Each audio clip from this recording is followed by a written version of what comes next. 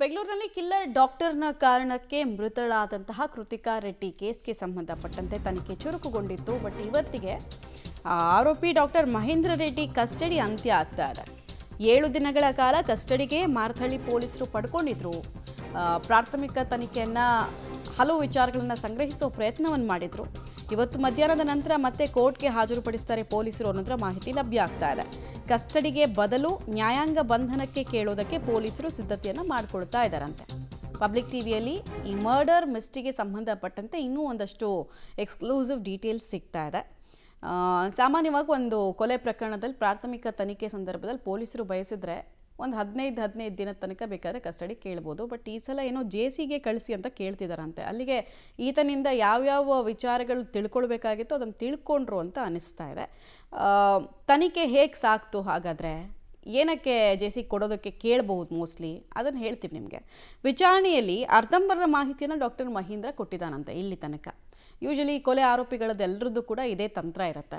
ಕೊಲೆನ ತಪ್ಪಿಸ್ಕೊಳ್ಬೇಕು ಅನ್ನೋ ಕಾರಣಕ್ಕೆ ಪೂರ್ತಿ ಮಾಹಿತಿಯನ್ನು ಕೊಡಲ್ಲ, ಕೊಟ್ಟರು ಅದು ಸತ್ಯ ಇರಲ್ಲ. ಇವನು ಕೂಡ ಅದನ್ನೇ ಫಾಲೋ ಮಾಡಿದ್ದಾನೆ ಅನ್ನೋದು ಪೊಲೀಸರಿಂದ ಸಿಗ್ತಾ ಇರೋ ಮಾಹಿತಿ. ಈವರೆಗೂ ನಾನು ಕೊಲೆ ಮಾಡೇ ಇಲ್ಲ ಅಂತ ಪಾಪಿ ಪತಿ ಹೇಳ್ತಾ ಇದ್ದಾನಂತೆ. ಅಕಸ್ಮಾತ್ ಮಾಡಿದ್ದೀನಿ ಅಂದರೆ ಅದು ಕನ್ಫೆಷನಲ್ ಸ್ಟೇಟ್ಮೆಂಟ್ ಆಗುತ್ತೆ ಮತ್ತು ಇನ್ನೂ ಕೇಸು ಸ್ಟ್ರಾಂಗ್ ಆಗಿಬಿಡುತ್ತೆ. ಸೊ ತಪ್ಪಿಸ್ಕೊಳ್ಳೋದು ಚೆನ್ನಾಗಿ ಗೊತ್ತಿದೆ ಈ ವೈಟ್ ಕಾಲರ್ ಕ್ರಿಮಿನಲ್ಗೆ ಅನ್ನೋದು ತಿಳಿದು ಬರ್ತಾರೆ. ಅವಳು ಕೂಡ ಡಾಕ್ಟ್ರು ಅವಳ ಅನುಮತಿಯಿಂದಲೇ ನಾನು ಅನಸ್ತೇಶವನ್ನು ಕೊಟ್ಟಿದ್ದೆ ಅನ್ನೋದು ಈತ ತನ್ನನ್ನು ತಾನು ಡಿಫೆಂಡ್ ಮಾಡ್ಕೊಳ್ತಾರೆ ತನಿಖೆಯಲ್ಲಿ. ಆಮೇಲೆ ಡಾಕ್ಟರ್ ಕೃತಿಕಾ ರೆಡ್ಡಿ ಸಾಯ್ತಾಳೆ ಅಂತ ನನಗೆ ಗೊತ್ತಿರಲಿಲ್ಲ ಅನ್ನೋದು ಈತನ ವರ್ಷನ್. ಪೊಲೀಸರು ಕೇಳಿದಾಗ ಏನಕ್ಕೆ ಸಾಯಿಸ್ದೆ, ಏನಕ್ಕೆ ಅನಸ್ತೇಶಿಯಾ ಕೊಟ್ಟೆ ಅಂದರೆ ಹೀಗೆಲ್ಲ ಉತ್ತರವನ್ನು ಕೊಟ್ಟಿದ್ದಾನಂತೆ. ಅನಸ್ತೇಶಿಯಾ ಖರೀದಿಸಿದಂತಹ ಮೆಡಿಕಲನ್ನು ಪತ್ತೆ ಮಾಡಿ ಪೊಲೀಸರು ಆ ಸ್ಥಳವನ್ನು ಮಹಜರ್ ಮಾಡಿದ್ದಾರೆ. ಯಾವ ಸಂದರ್ಭದಲ್ಲಿ ಈತ ಬಂದ ಆ ಕ್ರೈಮ್ ಸೀನನ್ನು ರಿಯಾಕ್ಟ್ ಮಾಡಿದ್ದಾರೆ. ನಾನು ಸರ್ಜನ್ ಅಂತ ಅನಸ್ತೇಶಿಯಾ ಪಡೆದಿರುವಂತಹ ಆರೋಪಿ. ಯೂಶಲಿ ಅನಸ್ತೇಶಿಯಾ ಇರ್ಬೋದು, ಕೆಲ ಸೆನ್ಸಿಟಿವ್ ಪಿಲ್ಸ್ ಇರ್ಬೋದು, ಅದನ್ನೆಲ್ಲ ತೊಗೊಳ್ಬೇಕಂದ್ರೆ ಮೆಡಿಕಲ್ ಪ್ರಿಸ್ಕ್ರಿಪ್ಷನ್ ಬೇಕಾಗತ್ತೆ. KMCAಯಿಂದ ಅವ್ರಿಗೆ ಲೈಸೆನ್ಸ್ ಇರಬೇಕಾಗತ್ತೆ. ಸೊ ಮೆಡಿಕಲಿಗೆ ಹೋದಾಗ ಇವನು ಹೇಳ್ಕೊಂಡಿದ್ದಂತೆ. ಮೆಡಿಕಲ್ ಸ್ಟೋರ್ ಮಾಲೀಕನ ಹೇಳಿಕೆಯನ್ನು ಪೊಲೀಸರು ದಾಖಲಿಸಿದ್ದಾರೆ. ಏನಾದರೂ ಪ್ರಿಸ್ಕ್ರಿಪ್ಷನ್ ತೋರಿಸಿದ್ನ, ಏನಂತ ಹೇಳಿದ್ದ ತೊಗೊಳ್ಬೇಕಾದ್ರೆ ಅಂತೆಲ್ಲ ಕೇಳಿದ್ದಾರೆ.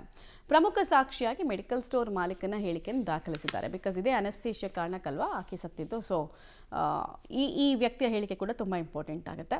ವಿಪರೀತ ನೋವಿದ್ರೂ ಇವತ್ತೊಂದಿನ ಅಂತ ಕಾಲಿಗೆ ಅನಸ್ತೇಶಿಯಾವನ್ನು ಆರೋಪಿ ಕೊಟ್ಟಿದ್ದ. ಇಲ್ಲೇ ಇದನ್ನ ಇಂಟೆನ್ಷನ್ಸ್ ಡೌಟ್ಫುಲ್ ಆಗಿರೋದು.